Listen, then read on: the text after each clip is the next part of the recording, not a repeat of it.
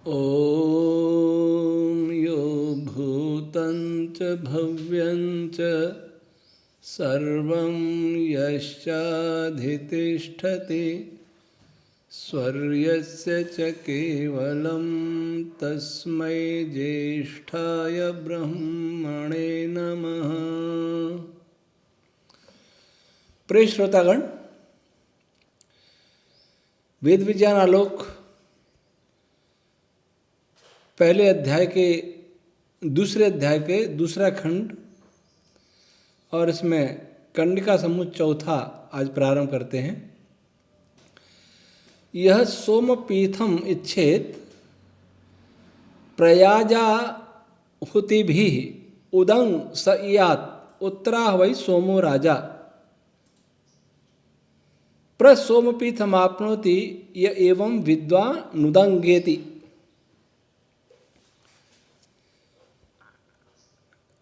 वही प्रकरण चल रहा है उस हिरण्यगर्भ में, कॉस्मिक क्लाउड में या निर्माणाधीन तारे में। विशेषकर यहाँ जब कॉस्मिक क्लाउड बनता है और वह संघनित होता है, उस प्रक्रिया को हम पश्चिमी दिशा तक बता चुके। अब उत्तर दिशा जो सोम पीठम इच्छेत, सीधा अर्थ है इसका जो सोमपान करना चाहता है वो प्रयाज आहुतियों की उत्तर दिशा में आहुति दे।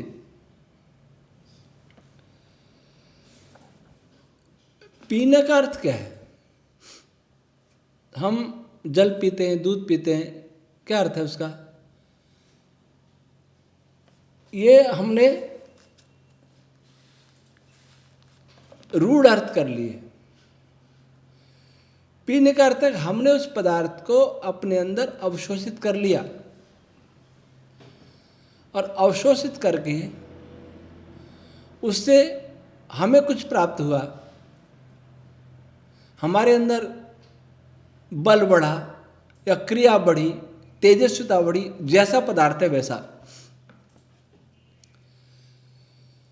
तो वेद में या ब्राह्मण ग्रंथ में जहाँ पीने की बात है वह समझना चाहिए कि कोई पदार्थ दूसरे पदार्थ को अवशोषित कर रहा है और अवशोषित करके उसकी ऊर्जा में वृद्धि हो रही है, उसके बल में वृद्धि हो रही है या उसके द्रव्यमान में वृद्धि हो रही है, परिवर्तन आ रहा है कुछ। जो सोम पश्चिम दिशा में था, सोम पदार्थ मरुद रश्मियाँ, वह उसको जब वह कॉस्मिक क्लाउड अवशोषित करना चाहता है, अर्थात अवशोषित करने वाला होता है, तब क्या होता है? तब उत्तर दिशा में ये सोम पदार्थ वो पश्चिम से उत्तर की ओर गया है। जब कॉस्मिक क्लाउड बनते हैं तब वो वहीं से स्पन होना, घूर्णन करना प्रारंभ कर देते हैं अपने अक्ष पर। वैसे भी आकाश में गति करते हैं, लेकिन अपने अक्ष पर घूर्णन भी करना प्रारंभ कर देते हैं। वो घूर्णन करता हुआ मेघ पश्चिम दिशा से उसका पदार्थ बहता हुआ उत्तर दिशा में पहुंचता है और उत्तर दिशा में, जैसा पहले प्रयाज का अर्थ बताया, प्राण, अपान, व्यान, उदान, समान, इनके साथ ही नाग, कूर्म, कृकल, देवदत्त, धनंजय, ये 10 प्राण पहले भी थे। लेकिन जिस प्रकार पूर्व में हमने बताया कि हर प्रत्येक दिशा में ये और अधिक सक्रिय होते जाते हैं या इनकी उत्पत्ति और अधिक होती जाती है। उत्पत्ति कहाँ होती है? मनस्तत्व में होती है। ऐसा नहीं कि शून्य से बन गए। मनस्तत्व सब में भरा हुआ है, ये हम पहले भी बता चुके हैं। तो जब इनकी आवश्यकता होती है, जब इस सोम पदार्थ को केंद्रीय भाग की ओर जाना होता है, एब्जॉर्व करना होता है, तब वहाँ ये सारी प्राण रश्मियाँ और ऋतु रश्मियाँ अधिक मात्रा में उत्पन्न होने लगती हैं, स्पंदन बढ़ जाता है। कहाँ? उत्तर दिशा में। और उत्तर दिशा में स्पंदन से क्या होता है कि वो सोम पदार्थ तेजस्वी होने लगता है। सोम राजा प्रकाशित होने लगता है, तेजस्वी होने लगता है, उनके बल में, ऊर्जा में वृद्धि होने लगती है, बहुत वृद्धि होने लगती है। और जब ऐसा हो जाता है, प्रसोमपीथम आपनोति है एवं विद्वान उदंगयति, तब वह सोम पदार्थ उस मेघ के उत्तरी ध्रुव पर थोड़ा सा उछलता हुआ ऊपर की तरफ, फिर अंदर केंद्र की तरफ बहने लगता है। उत्तरी ध्रुव है, वहां आया पश्चिम से, और फिर वहां अंदर जाने से पहले क्योंकि उछलने, ऊपर उछलता हुआ अंदर प्रवेश करता है। उछलता क्यों है, इसका अनुमान हम ये कर सकते हैं।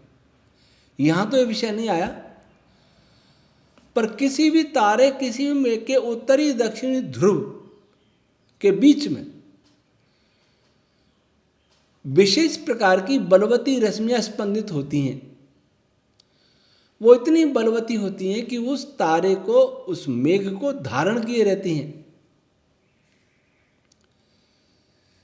कोई भी तारा उत्तर दक्षिण में इस प्रकार से होता रहता है, दोलन करता रहता है। कभी थोड़ा उसका व्यास कम होता है, कभी ज़्यादा होता है, थोड़ा इस प्रकार से दोलन करता रहता है, स्प्रिंग की तरह। तो उसको बल देने के लिए कुछ तीक्ष्ण वेद की रश्मियां उत्पन्न होती हैं। संभवतः उन रश्मियों की तीव्रता के कारण उत्तरी ध्रुव की ओर आया हुआ पदार्थ थोड़ा सा उछलेगा, फिर अंदर प्रवेश कर जाएगा। जैसे ऊपर से झरना गिर रहा है, पहाड़ से झरना, नीचे नदी है, तो ऊपर का पानी गिरेगा, एकदम उछलेगा और फिर लेवल पे आके आगे बह जाएगा। तो इसी प्रकार वहाँ सूर्य के उत्तरी ध्रुव पर भी ये क्रिया होती है, और फिर अंदर केंद्र तक धीरे धीरे अंदर जाता रहता है। उसके बाद कहते हैं स्वर्गैर्वोर्ध्वा दिक् सर्वासु दिक्षु राधनोति सम्यंचो वा इमे लोकाः सम्यंचो स्मा इमे लोकाः श्रेयी दीद्यति य एवं वेद। जिन्होंने अनुवाद किए हैं उनको हम छोड़ रहे हैं, कहीं कहीं सुना दिया करेंगे, क्योंकि उनका कोई अर्थ नहीं, लेकिन उनको विश्वविद्यालय भी पढ़ा रहे हैं, जहाँ भी ऐतरे के कुछ प्रकरण आएंगे तो अनुवाद ही पढ़ाए जाएंगे।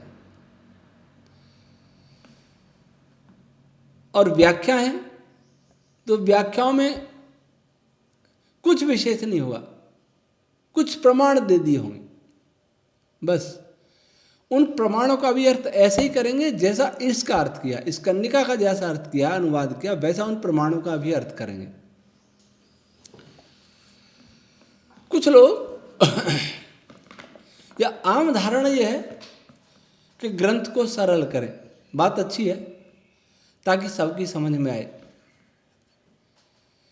एक डॉक्टर सतीश प्रकाश जी अमेरिका में रहते हैं, उन्होंने मुझे कमेंट किया कि जो आक्षेप का उत्तर दे रहे हैं उनमें जो एक वेद मंत्र है उसका हमने 5 प्रकार का अर्थ किया है। 2 प्रकार का आदि दैविक है, 2 प्रकार का आदि भौतिक है और 1 प्रकार का आध्यात्मिक है। और भी हो सकते थे, पर आवश्यकता नहीं ज़्यादा करने की, समझदार के लिए तो नहीं पर्याप्त है। तो हमने अर्थ को थोड़ा समझाया है, इसलिए बड़ा भी हो गया है। उस पर उन्होंने कहा कि क्लिष्ट कर दिया, किसी ने भी उत्तर दिया नहीं। क्लिष्टता से बचने के लिए अनुवाद कर लेते हैं, और अनुवाद कर लेते हैं तो ऐसा ही होता है जैसा किया गया है और जिस पर आक्षेप आ रहे हैं। वेद मंत्र कहानी नहीं है। वेद मंत्र छोटे बच्चों के विद्यालय में पढ़ाई जाने वाली कोई कविता नहीं है। वेद मंत्र समस्त सृष्टि के विज्ञान का मूल है, विज्ञान है उसमें। समाज की बातें, विश्व की बातें, मानवता की बातें, राजनीति की बातें, अर्थनीति की बातें, अध्यात्म की बातें, वे भी तो उस स्तर की होंगी जो सर्वोच्च हों, क्योंकि वेद सर्वोच्च सत्ता का प्रसाद है, सर्वोच्च सत्ता का ज्ञान है, तो उसका ज्ञान भी उस स्तर का होगा। वेद बच्चों का खेल नहीं है। हमें इतना तो बौद्धिक सामर्थ्य विकसित करना ही पड़ेगा कि उसको हम समझ सकें। जब मेरा ही भाष्य कठिन लग रहा है तो निरुक्त कैसा लगेगा, ब्राह्मण ग्रंथ कैसे लगेंगे, आरण्यक कैसे लगेंगे, उपनिषद कैसे लगेंगे? उन्होंने व्याख्या में तो लिखे। इसलिए सरलता के चक्कर में ऐसा नहीं करना। ये ब्राह्मण ग्रंथों का जो अनुवाद किया है वो भी सरलता के चक्कर में किया, अनुवाद कर दिया। अनुवाद करने से लाभ क्या हुआ? क्या सीखा? सुधाकर मालवी और आचार्य साण का भाष्य, उसमें बहुत सारे प्रमाण दिए, लेकिन क्यों दिए ये पता नहीं। जो प्रमाण दिए उनका क्या अर्थ है ये भी पता नहीं। तो देने का प्रयोजन क्या हुआ? और सुधाकर मालवी जी ने या किसी ने भी, गंगा प्रसाद जी ने, सब ने अनुवाद कर दिए। अनुवाद करने का कोई तो प्रयोजन होता है। अनुवाद करके ये बताना चाहते हैं कि हमारे ब्राह्मण ग्रंथों में कोरी मूर्खता भरी है। और वैसे वेद के अनुवाद करने वाले ये बताना चाहते हैं कि वेदों में मूर्खता भरी है, इनमें कोई विद्या की बात नहीं है, बच्चों जैसे चरवाहों के गीत हैं, ऐसा विदेशी कहते हैं इन अनुवादों के आधार पर ही। एक याद आ गया, एक बार एक आश्रम में मैं गया था, ऋषि मेला में अजमेर में गया था, बहुत साल हुए। तब एक विद्वान एक ब्रह्मचारी को बता रहे थे कि ईश्वर हमारी माँ है। माँ बच्चों को बहुत सरल भाषा में बताती है, कठिन भाषा नहीं बताती। तो एक मंत्र है जिसके सब और मुख हैं, सब और हाथ हैं, सब और कान हैं, सब और आँखें हैं, ऐसा उस मंत्र का अर्थ करते हुए कि इसका अर्थ क्या हुआ? सब और आँखें, सब और हाथ, सब और मुख, इसका अर्थ ईश्वर गोल है, तभी सब और देखेगा। ये हो गया सरल। तो इस प्रकार का सरल अर्थ करने से कोई अर्थ नहीं निकलेगा। इससे तो न करें तो ठीक है, मुट्ठी बंधी रहे कि बहुत कुछ है इसमें, मुट्ठी खोली निकला कुछ भी नहीं। इसलिए वेद उपहास का पात्र नहीं होना चाहिए। उसका जो गौरव है वो गौरव बना रहना चाहिए, प्रदर्शित होना चाहिए। इसी प्रकार ब्राह्मण ग्रंथ अनुवाद नहीं किए जाते हैं ग्रंथों के, इन ग्रंथों की व्याख्या की जाती है, भाष्य की जाती हैं, और अनेक प्रमाणों से युक्त उन प्रमाणों का अर्थ भी उस ढंग से किया जाता है, लगे कि हाँ किसी ऋषि की रचना है। भाषा सरल हो सकती है लेकिन भाव तो गंभीर होने चाहिए। तो अब लिखते हैं स्वर्गलोक क्या है।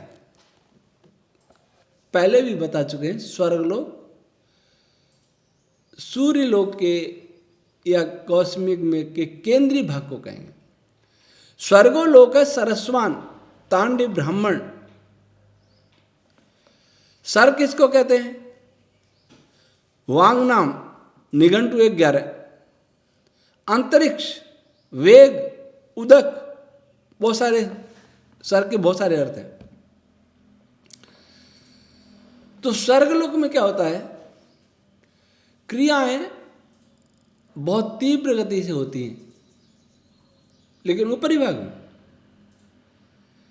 और वह अंतरिक्ष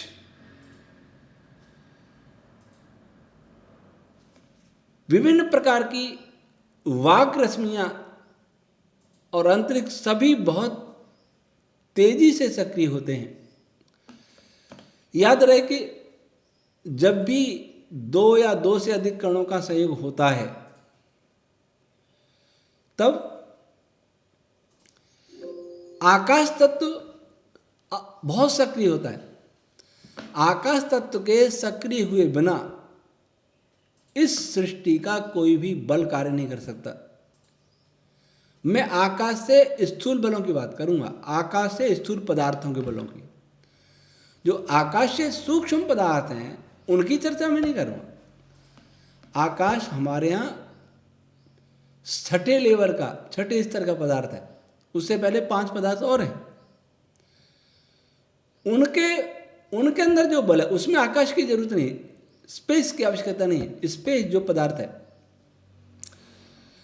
लेकिन केंद्रीय भाग में जो संलयन होता है, सूर्य के केंद्र में संलयन होता है कणों का, उस संलयन प्रक्रिया में जो बल काम करता है, बहुत बड़े बड़े फोर्स काम करते हैं, उसमें आकाश की अनिवार्य भूमिका होती है। तो जहां स्वर्गलोक में बहुत सारी छंद रश्मियां उत्पन्न होती रहती हैं, आकाश बहुत सक्रिय रहता है और ये सारी प्रक्रिया बहुत तेजी से होती हैं, इसलिए उसको स्वर्गलोक कहते हैं। तो ऊपर से जो पदार्थ अंदर गया स्वर्गलोक में, तारे के या मेघ के केंद्र में, जब वो समृद्ध होता है केंद्र, तो सारी दिशाएं समृद्ध होती हैं। किसी भी तारे का केंद्रीय भाग जितना शक्तिशाली होगा उतना ही वह अपनी सभी दिशाओं में बिखरे हुए पदार्थ को बांधे रखने में सक्षम होगा। और उसमें सम्मंचो वायमे लोका सम्मंचो अस्मयी इमे लोका श्रेयी दीद्यति एवं वेद। जब अब लोक क्या क्या अर्थ है, छंदांश वही सर्वे लोका, जैमिनी ब्राह्मण 1:332, त्रयोभाव लोका मनुष्यलोक पितृलोक देवलोक इति, शतपथ ब्राह्मण 14:4-3-24, इमे लोका पृथ्वी अंतरिक्ष द्यौः। ये लोक के कई अर्थ हुए। तो ये सारे लोक छंद, विभिन्न छंद रश्मियां, और वहाँ सूक्ष्म कण, आकाश, वायु, ये सभी इकट्ठे बहुत घनीभूत होते रहते हैं। और संपूर्ण प्रक्रिया जो सारे सूर्यलोक में हो रही है, सारे मेघ में हो रही है, उसको वो आश्रय देते हैं। अगर केंद्र में कुछ न हो तो संपूर्ण तारे में भी कुछ नहीं होगा। केंद्र का ईंधन समाप्त हो जाएगा तो बाहरी पदार्थ की एक्टिविटीज, क्रियाएं भी रुक जाएंगी, कम हो जाएंगी, मंद हो जाएंगी। इसलिए जब ऊपर से बाहरी भाग से अंदर भाग की ओर वो पदार्थ जाता है तब वह तेजी से क्रिया होती हैं, और उस समय वो क्रिया, उस समय वो केंद्र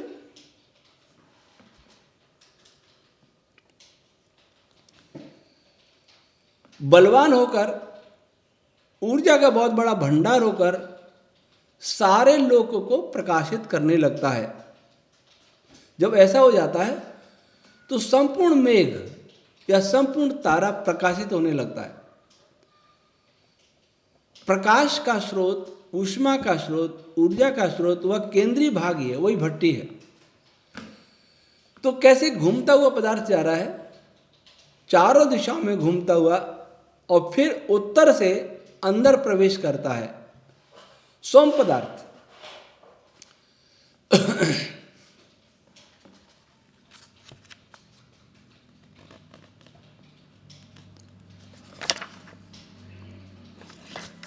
और वह केंद्रीय भाग निष्कंभ जैसा होता है। वो उसमें बाहरी भाग में क्रिया तेजी से होती है, लेकिन अंदर वाला भाग वो बहुत ज़्यादा घनत्व वाला हो जाता है, उसमें फिर क्रिया नहीं होती। जो भी पदार्थ संलेत होता है वो बाहरी भाग में जमता रहता है। इस प्रकार से सूर्य के केंद्र की त्रिज्या निरंतर बढ़ती रहती है। हालांकि सूर्य के आयतन की दृष्टि से वह वृद्धि बहुत कम है, लेकिन वृद्धि होती रहती है। और एक समय ऐसा आता है कि जब संलयन करने योग्य पदार्थ समाप्त हो जाता है तो वो प्रक्रिया शांत हो जाती है।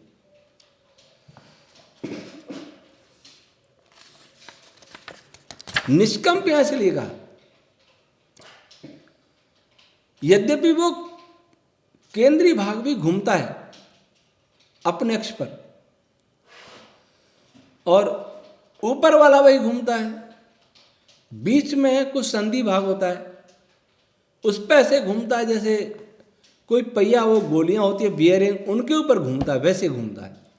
दोनों की गति अलग होती है। लेकिन निष्कंप इसलिए कहा कि सूर्य के बाहरी विशाल भाग में जिस प्रकार से पदार्थ इधर से उधर जैसे बहता रहता, धारा बहती रहती है, वैसा केंद्रीय भाग में नहीं होता। वो बहुत ही घनीभूत हो जाता है। जो जुड़ गया वो जुड़ गया, नहीं जुड़ा वो बाहर जुड़ते जमता चला जाएगा, भीतर वाले में फिर वो क्रियाएं नहीं होंगी। इसलिए इसको निष्कंप कहा है। आज इतना ही, शेष अगले बुधवार को। ओम शम।